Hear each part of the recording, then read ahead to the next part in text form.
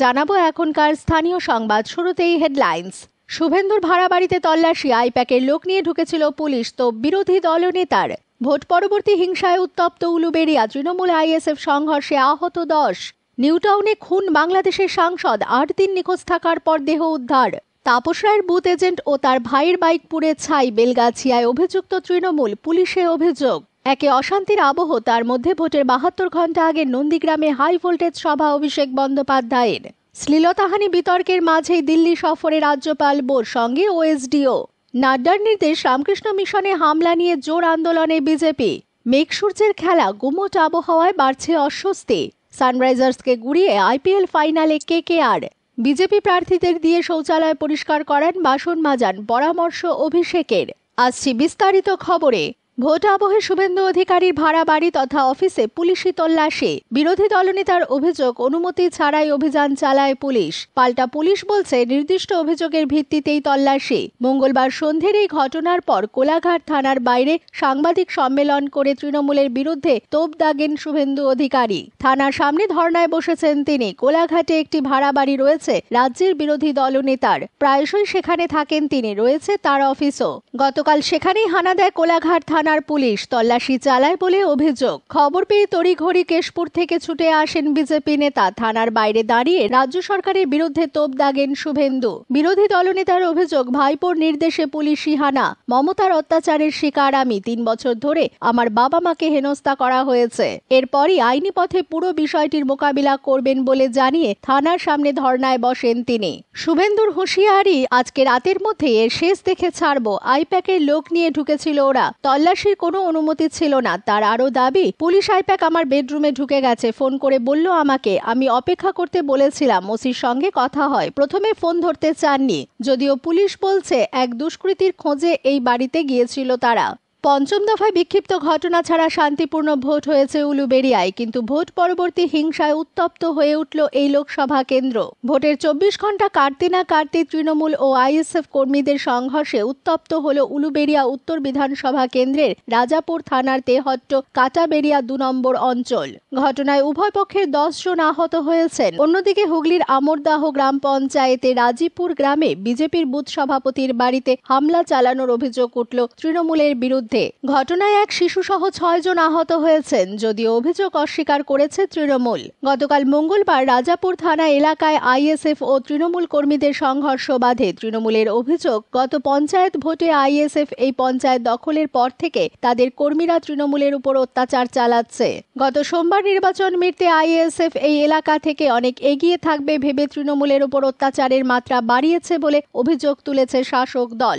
ঘটনায় আহতদের উলুবেড়িয়া শরৎচন্দ্র চট্টোপাধ্যায় মেডিকেল কলেজে নিয়ে আসা হয়েছে। যদিও বিষয়টিকে অস্বীকার করে আইএসএফ এর পাল্টা দাবি, তাদের কর্মীদের বাড়িতে বোমাবাজি ও ভাঙচুর চালিয়েছে তৃণমূল। অন্যদিকে আমরদাহ গ্রাম পঞ্চায়েতে 47 নম্বর বুথের বিজেপির সভাপতির বাড়িতে হামলা চালানোর অভিযোগ উঠল তৃণমূলের বিরুদ্ধে। গতকাল মঙ্গলবার সকালে তৃণমূল আশ্রিত দুষ্কৃতীরা বিজেপির বুথ সভাপতি বিবেকানন্দ পল্লের বাড়িতে চড়াও হয়ে বাড়ির দরজা ভেঙে বাড়ির সদস্যদের মারধর করে বলে অভিযোগ। শ্যামপুর থানার পুলিশ ঘটনাস্থলে গিয়ে এক শিশু সহ 6 জন আহতকে উদ্ধার করে। তাদের প্রথমে ঝুমঝুমি প্রাথমিক স্বাস্থ্য কেন্দ্রে নিয়ে যায়, পরে 3 জনকে উলুবেড়িয়া শরৎচন্দ্র চট্টোপাধ্যায় মেডিকেল কলেজে স্থানান্তরিত করা হয়, যদিও অভিযোগ অস্বীকার করেছে তৃণমূল। ভারতে চিকিৎসা করাতে এসে খুন বাংলাদেশের সাংসদ আনোয়ারুল আজিম। গত 8 দিন ধরে নিখোঁজ থাকার পর নিউটাউন থেকে উদ্ধার হলো দেহ। বাংলাদেশের শাসক দল আওয়ামী লীগের 3 বারের সাংসদের মৃতদেহ। এই ঘটনায় রীতিমতো শোরগোল শুরু হয়েছে 2 দেশের কূটনৈতিক মহলে। কে বা কারা তাকে খুন করলো তার তদন্তে নেমেছে পুলিশ। চিকিৎসা করাতে গত 12 মে কলকাতায় এসেছিলেন ওই সাংসদ। তারপর পরিবারের সঙ্গে কোনো যোগাযোগ করেননি তিনি। 14 মে থেকে তার ফোনও সুইচ অফ ছিল। তার সঙ্গে যোগাযোগ করতে না পেরে আনোয়ারুলের পরিবারের তরফে এরপর যোগাযোগ করা হয় বাংলাদেশের প্রধানমন্ত্রী শেখ হাসিনার সঙ্গে। সেখান থেকে প্রধানমন্ত্রী দপ্তর যোগাযোগ করে দিল্লি ও কলকাতায় বাংলাদেশের দূতাবাসের সঙ্গে। ওই সাংসদের খোঁজে তদন্ত শুরু করে বাংলাদেশ দূতাবাস ও কলকাতা পুলিশ। এরই মাঝে বুধবার নিউটাউনের বিলাসবহুল আবাসন থেকে উদ্ধার হয় ওই সাংসদের দেহ।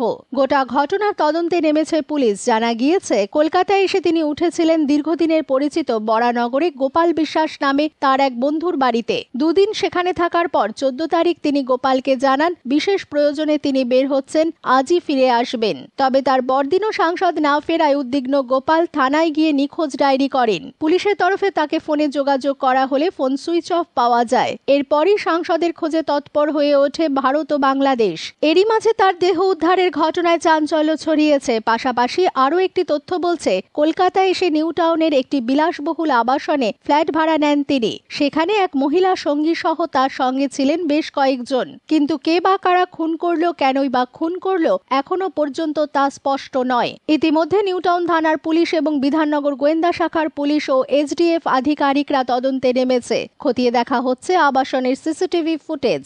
গভীর রাতে বিজেপি নেতার বাইক আগুন দিয়ে পুড়িয়ে দেওয়ার ঘটনা ঘিরে উত্তেজনা উত্তর কলকাতা লোকসভা কেন্দ্রের অন্তর্গত কাশীপুর বেলগাছিয়ায়। টালা থানায় অভিযোগ দায়ের হয়েছে। ওই লোকসভার বিজেপি প্রার্থী তাপস রায়ের বুথ এজেন্ট তথা স্থানীয় বিজেপি নেতা তারক দাসের অভিযোগ, তৃণমূল আশ্রিত দুষ্কৃতীরাই তার বাইক পুড়িয়ে দিয়েছে। পুড়ে গিয়েছে পাশে রাখা তারকের ভাইয়ের বাইকটিও। ভোট আসছে কলকাতায়, তার উত্তাপ টের পাওয়া গেল বেলগাছিয়ায়। ঘটনাস্থল টালা থানা এলাকার জেকে মিত্র রোড। প্রতি রাতে এই রাস্তায় পার্ক করা একাধিক বাইক। মঙ্গলবার রাতে সেখানেই পার্ক করা ছিল তারকের বাইক, পাশে ছিল ভাইয়ের বাইকটি। অভিযোগ, রাত 2:30 নাগাদ আগুন ধরে যায় তারক এবং তার ভাইয়ের বাইকে। তারক বলেন, রাত 2:30 নাগাদ আচমকা আগুন লেগেছে বুঝতে পারি। বাইরে বেরিয়ে দেখি আমার আর ভাইয়ের বাইক পুড়ছে। আমার ভাই কোনো রাজনীতি করে না, আমি বিজেপি করি, আমি তাপস রায়ের বুথ এজেন্ট, তাই আমার বাইকটি জ্বালিয়ে দেওয়া হলো। আমরা যখন বুঝতে পারলাম তখন দেখি বাইকগুলি অর্ধেক জ্বলে গিয়েছে। টালা থানায় লিখিত অভিযোগ দায়ের করেছেন তারক। তার অভিযোগ, 2021 সালেও তৃণমূলের ভয়ে মাস তিনেক তাকে ঘর ছাড়া থাকতে হয়েছিল। লোকসভা ভোটের মুখে আবার অত্যাচার শুরু হয়েছে। একটি দোকানও রয়েছে তার, সেই দোকানটিও পুড়িয়ে দেওয়া হতে পারে। তারকের অভিযোগের তীর স্থানীয় তৃণমূল কর্মীদের দিকেই, কারণ ওই রাস্তায় আরও একাধিক বাইক পার করা থাকলেও কেবল বেছে বেছে তারক এবং তার ভাইয়ের বাইকে আগুন লাগানো হয়। সমস্ত অভিযোগ অস্বীকার করেছে তৃণমূল। এলাকাটি কলকাতা পুরসভার 3 নম্বর ওয়ার্ডের অধীন। সেই ওয়ার্ডের তৃণমূল কাউন্সিলর দেবিকা চক্রবর্তীর দাবি, বাইক রাখা নিয়ে আগেও ওখানে গোলমাল হয়েছিল। বাইক পুড়িয়ে দেওয়ার ঘটনাটিকেও দেবিকা সেই গোলমালের সঙ্গে যুক্ত করেছেন। তিনি বলেন, আমি রাতেই খবর পেয়েছি যে ওখানে একটি বাইক পুড়ে যাওয়ার ঘটনা ঘটেছে।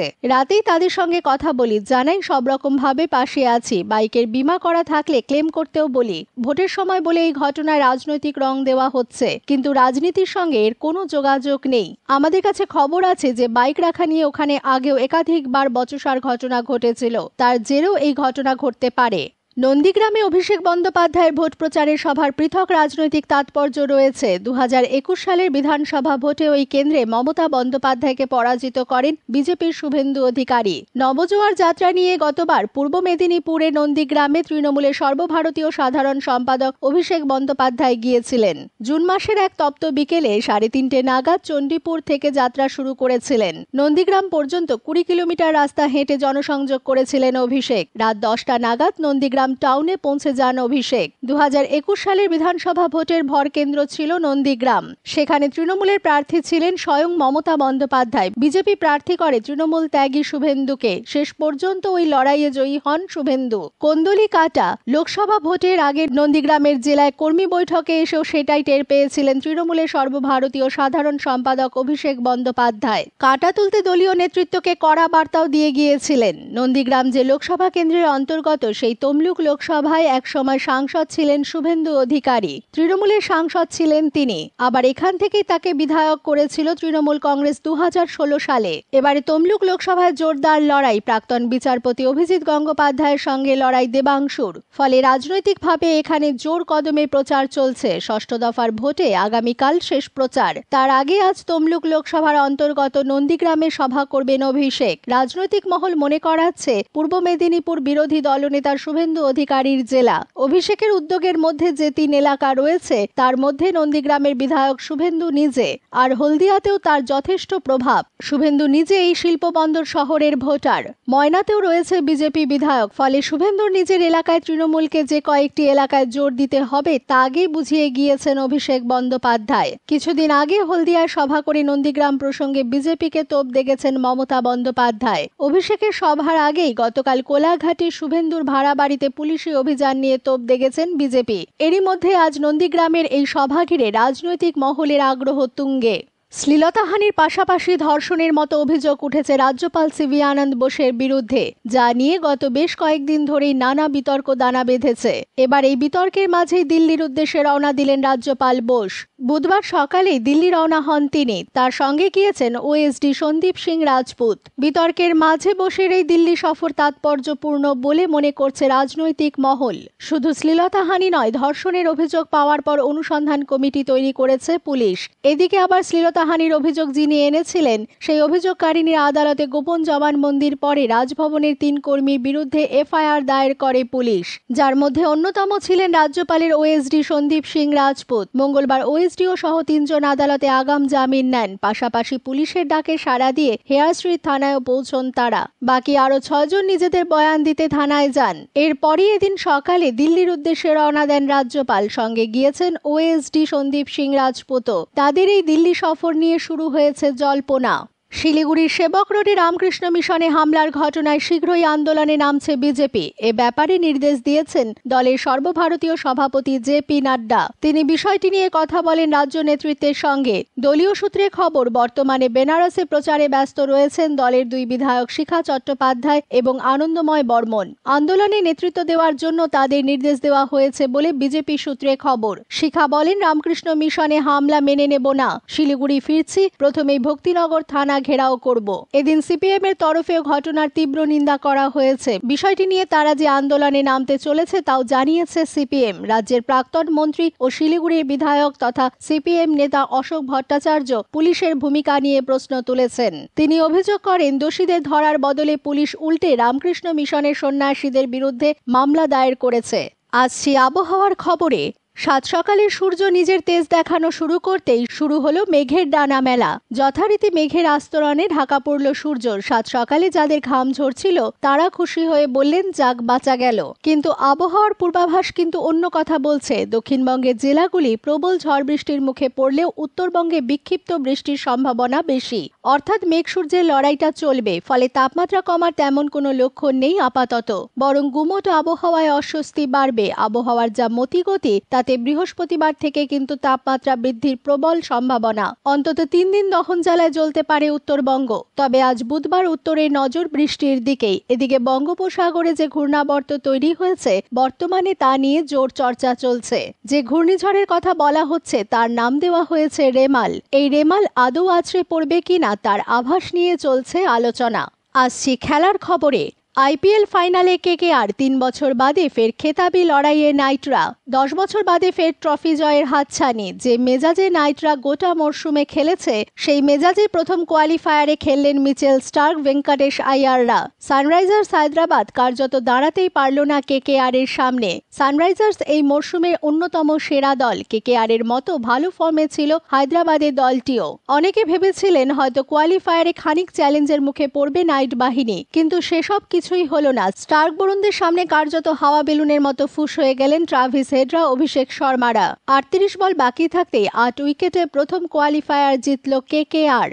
প্রচারে বেরিয়ে ভোটারের মন জিততে জুতো পরিষ্কার করেছেন, সাবান ঘষে স্নান করিয়ে দিয়েছেন। এবার বিজেপি প্রার্থীদের দিয়ে বাড়ির শৌচালয় পরিষ্কার করিয়ে নেওয়ার পরামর্শ দিলেন অভিষেক বন্দ্যোপাধ্যায়। গতকাল মঙ্গলবার বাঁকুড়ার শোলতোড়ায় সভা করেন তিনি। সেখান থেকে তৃণমূলের সর্বভারতীয় সাধারণ সম্পাদকের নিদান, বিজেপি প্রার্থীদের দিয়ে বাড়ির কাজ করিয়ে নিন, তবে ভোটটা দেবেন না। প্রচারে বেরিয়ে নিরাপত্তা রক্ষীর জুতো পরিষ্কার করেছিলেন বাঁকুড়া লোকসভার সাংসদ সুভাষ সরকার। ভোট চাইতে গিয়ে ভোটারের পিঠে সাবান মাখিয়ে স্নানও করিয়ে দিতে দেখা গিয়েছিল তাকে। গতকাল সেই বিষয়টিকেই নিশানা করেন অভিষেক। তার কথায় 5 বছরে 5 সপ্তাহ সুভাষ সরকার এই লোকসভা কেন্দ্রে আসেননি। এখন ভোট এসেছে তাই জুতো পরিষ্কার করছে, সাবান মাখিয়ে দিচ্ছে। এরপরই অভিষেকের পরামর্শ, আমি মায়েদের বলবো শৌচালয় পরিষ্কার করিয়ে নেবেন, দরকার হলে ডেকে বাসনটাও মাজিয়ে নিন। নিজের কেন্দ্রে সময় না দেওয়া নিয়ে সুভাষ সরকারের বিরুদ্ধে তোপ দেগেছেন অভিষেক। তিনি বলেন, 2019 সালে এক বুক আশা ভরসায় মোদিজিকে ভরসা করে সুভাষ সরকারকে জিতিয়ে সংসদে পাঠিয়েছিলেন। কিন্তু নবজোয়ারে অনেকে আমাকে বলেছে ভুল করে বিজেপিকে ভোট দিয়েছি। শেষে তার কটাক্ষ, 5 বছরে 5 সপ্তাহ সময়ও আপনাদের সাংসদ দেননি। স্থানীয় সংবাদ শেষ হলো।